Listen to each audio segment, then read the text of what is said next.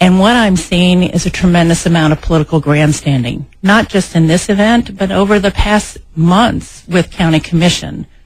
You know, to me, I term it political grandstanding. If you are the head of a company, if you are the leader of a community, if you are in charge of things, and there's an area that takes 60% of your budget that you have real concerns about, it seems to me you don't go out and talk to the media about it. You go talk to the people who are running that.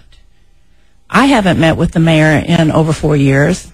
I asked Thomas Deakins last night. He hasn't met with him since he was board chair, and the board asked for significant increases in funding. Pam Traynor hasn't met with him. Those are the people I heard back from last night. So if you're not going to talk to people to try to come up with solutions, you know, going to just the general public with outrageous statements that just are not founded, irregardless of the superintendent, to say that or imply that the board bashes teachers. I've heard him a number of times. When did it become popular for anybody to bash, or I don't remember what the exact word were, put down teachers publicly?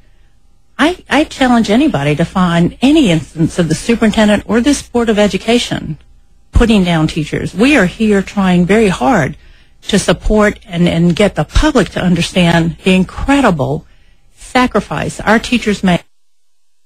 Yesterday, your school board members, apparently there was a couple on here. I had to go. I was in a meeting. We were kicking off the Olaf Festival yesterday. Mary Rohero and I were, and I think Karen Carson said that she hasn't met with me in 4 years.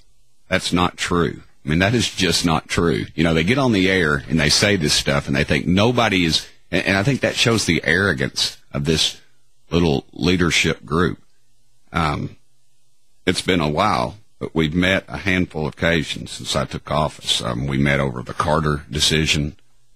You know, we've met several times over different issues. She also said that Pam Traynor told her she and I haven't had a meeting. That were recently, I think March of this year, right before the elections, the May elections, we had a meeting. And for them to say that I don't meet with them is just untrue. I meet with everybody. Mr. Mayor. Isabella, watch those guys. They need it today. Hear that, Isabella? Mr. Mayor, thank you for being there. Just real quickly, this latest flap with Mr. McIntyre, you were asked a question, and you answered the question, and Mrs. Carson implied that you had been setting something up. But they had called you words like uninformed and ignorant. They attacked you in the media. Let me ask you a question. Ms. Carson said on, I guess, Monday, I guess it was, that you hadn't met with her in 4 years. She said that Deacon said the same and Ms. Traynor said the same. Mr. Mayor, is that true? That is not true. That is completely not true. They know it isn't true. We met and we talked about Carter.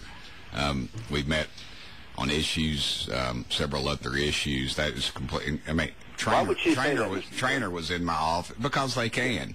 Because, you know, it's just, I think it's a pattern of arrogance. But, you know, I mean, they're grabbing at straws, and they know it. They know they are, because right now the public is awake. They have, as they say, awoken a sleeping giant, and that's why you're seeing the turnover in the school board. I would encourage everybody. I usually don't do this, but I would encourage everybody to read Sandra Clark's editorial this week in the Hall Shopper.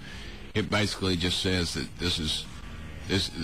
I'm sure the candidates are qualified, but it's because they're upset about people are upset about what's going on in the school board and the superintendent, and that's why you're seeing a 8-1 vote go to a 5-4 vote. JB, thanks for the phone call. We appreciate it. We are hanging out with Mayor Tim Burchett. He's going to stick with us here for a little while longer as we get into the third and final hour of today's festivities, known to the world as the Rude Awakening on Knox Talk Radio.